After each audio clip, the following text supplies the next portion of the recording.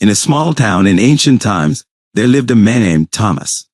He was one of the 12 special friends or disciples of Jesus. Thomas was a kind and thoughtful man, always seeking the truth and wanting to understand everything.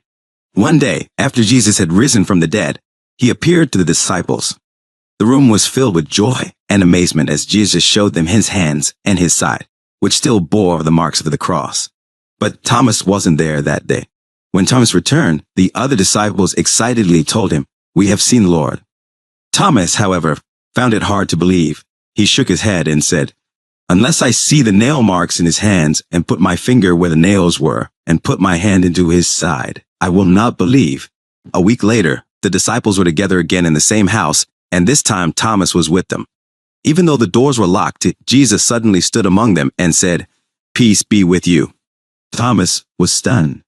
Jesus turned to him and said, "Put your finger here. See my hands. Reach out your hand and put it in my side. Stop doubting and believe." Thomas' eyes filled with tears. He fell to his knees and exclaimed, "My Lord and my God." Jesus smiled gently at Thomas and said, "Because you have seen me, you have believed. Blessed are those who have not seen and yet have believed." From that day on, Thomas' heart was filled with faith and love. He traveled far and wide, sharing the story of Jesus with everyone he met. Thomas learned a valuable lesson.